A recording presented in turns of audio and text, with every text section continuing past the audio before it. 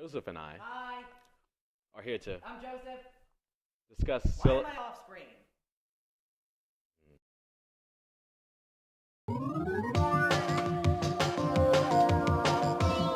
we are here to discuss silicon, the most abundant element on Earth.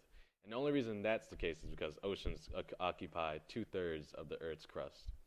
It's a lot of H2O, let me tell you. Silicon can be found in glass, the sand you walk on at the beach, and even the computer chips in the cellular devices you use. Yes, this wonderful element actually allows you to search for those Jaden Smith tweets. And if that's not your thing, you can always look up those dank memes or kitten pictures. Anyway, silicon is so useful to us that we even have part of the U.S. named after it, California Silicon Valley, an area where some of the best tech innovators locate their businesses. But we're not the only country with a Silicon Valley. Wait, what? You're joking. I thought we were special! Apparently Mexico, India, Germany, England, and a bunch more all have their own Silicon Valleys. Ugh, they didn't even change the name. Thanks for being original, guys. But when did all this craze with silicon begin, you might ask? Silicon was first discovered by Antoine Lavoisier in 1787, who thought the grayish blue metal to be a compound. Needless to say, he was wrong, and now we credit Jöns Jacob Berzelius with figuring out that it was actually a pure element in 1924. We also now know that silicon is a metalloid. Right here. You know, those elements aren't really a metal while also not really being a non-metal. They're weird. Am I right? Am I right? Okay, we're here to get you interested in learning, so let's discuss some cool stories that involve silicon. Space, the final frontier. These are the voyages of our Silicon Disk. its continuing mission. Förvar marken hemon vid Smalmessagesand. To boldly go where no man has gone before.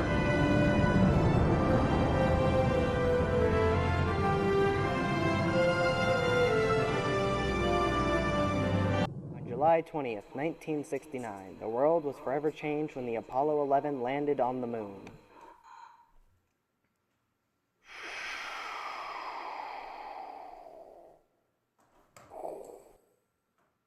Sure, you all heard that story, though. One medium-sized jump for man or whatever. What's really interesting, though, is what was left behind. In addition to the American flag, the astronauts planted a bag on the moon. What was in this bag, you might ask? Why, only the greatest letter in history. No, not that kind of letter. That's what I'm talking about. Tell what that gray circle said. That's because it's a piece of construction paper with nothing written on it. But that one isn't the real gray circle, so don't worry about that.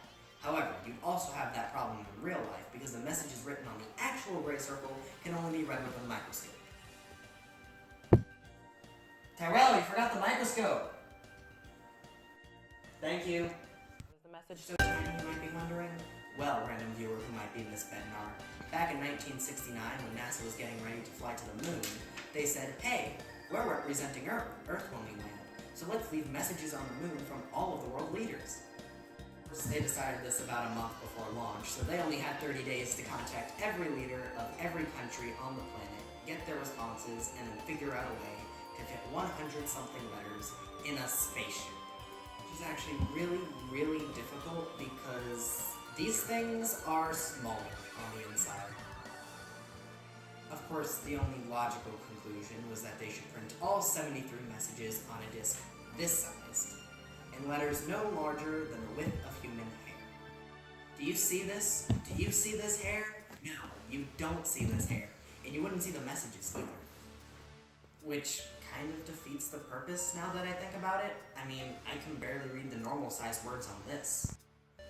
As Buzz was getting back on the spaceship to Earth, Neil was like, hey, did you ever take that thing out of your sleeve?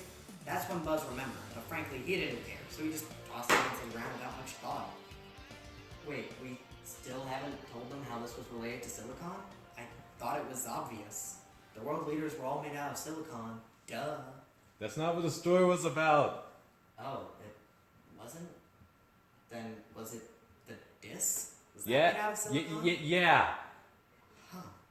We were really desperate for stories, weren't we? I think I should take over before Joseph makes our grade go any lower. Now, if you look at the periodic table, you'll see that silicon is under carbon, meaning that they're in the same family and should share similar characteristics. One of those characteristics include having 4 valence electrons, and the amount of valence electrons dictates how each element bonds.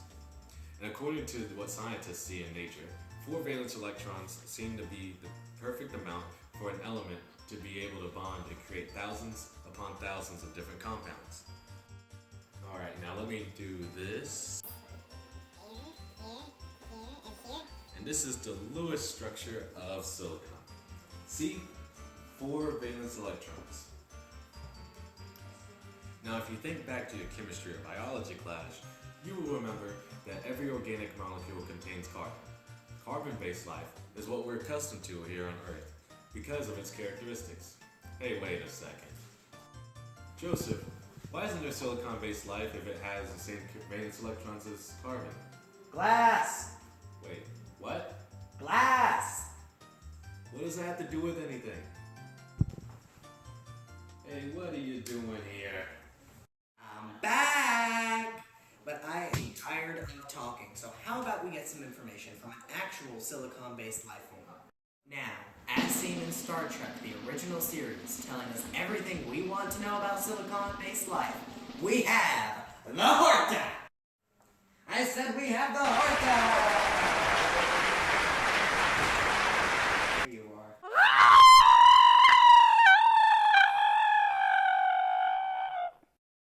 Since Tyrell doesn't seem to get my reference about glass, do you think you could enlighten him on the matter?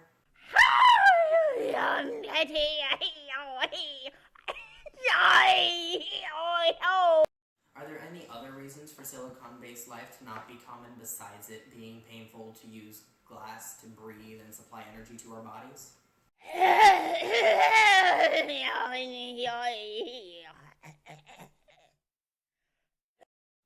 Then how are you able to use silicon?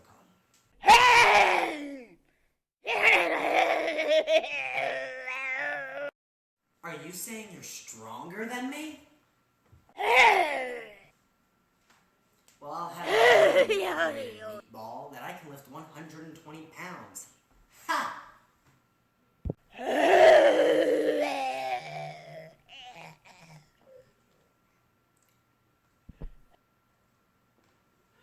I think I'm done here.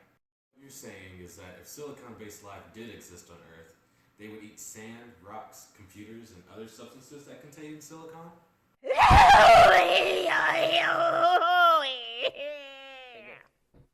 Interesting. I guess it's a good thing that silicon-based life doesn't exist. I would hate to lose my gaming PC to you. Wait, you're a silicon-based life form. Is there any more of you?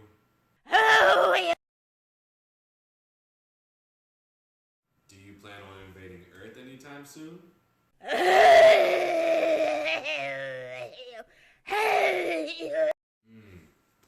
Okay, final question. How can we defeat the inevitable silicon-based alien invasion? Good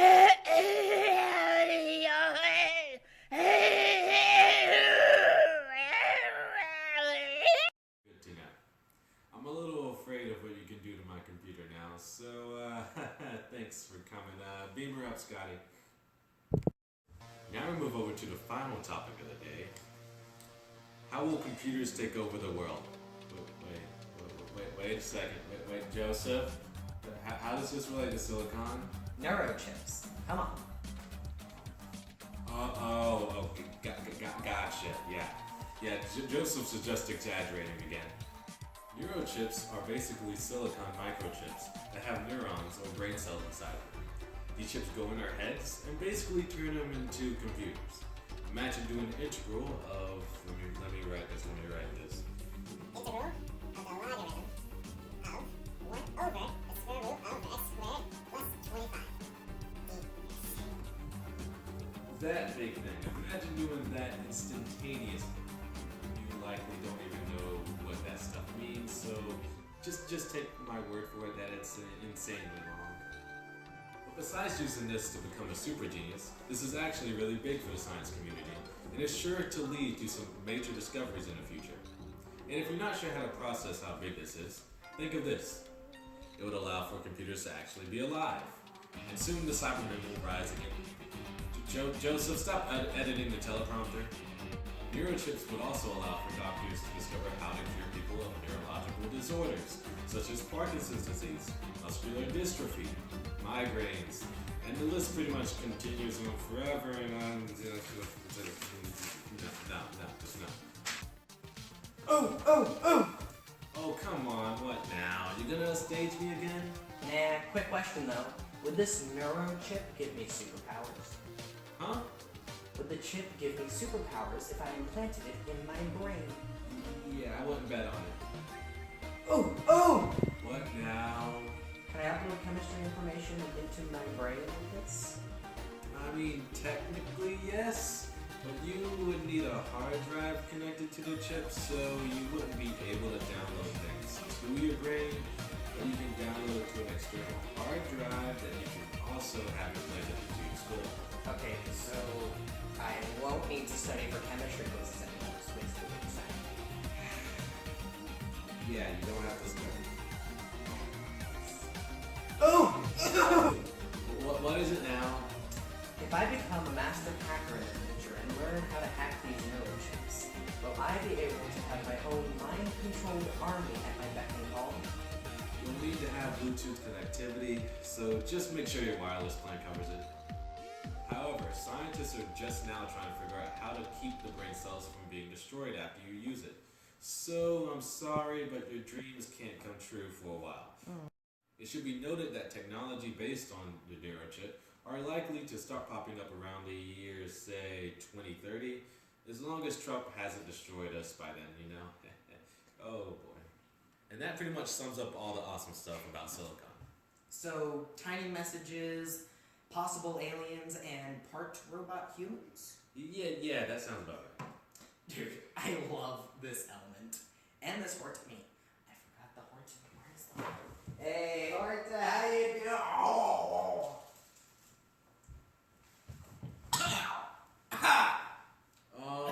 You do realize this meat would feel and taste like glass, sand, and other rocks, right?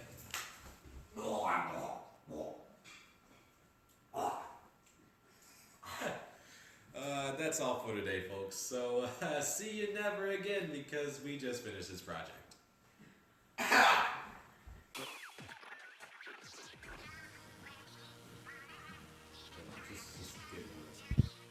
But either way, it's pretty cool. I mean, look at this exact replica of it that I did not make out of paper. Here, let's zoom in on this. Closer. Closer. Just a bit here. Okay, now move it to the coin. Yeah, okay, thank you. Okay, we can stop it. Both of you. Neurochips would also allow for doctors to discover how to cure people of neurological disorders. Almost done.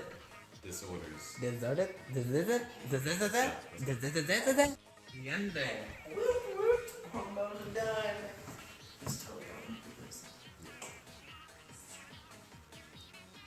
Hey, so if you think I was acting just then, that was cold meat, vodka sauce, right? Vodka sauce and ketchup. That really did taste bad, and I almost did actually barf. So, yeah, it was funny to everyone else, but not me. Okay. Bloopers.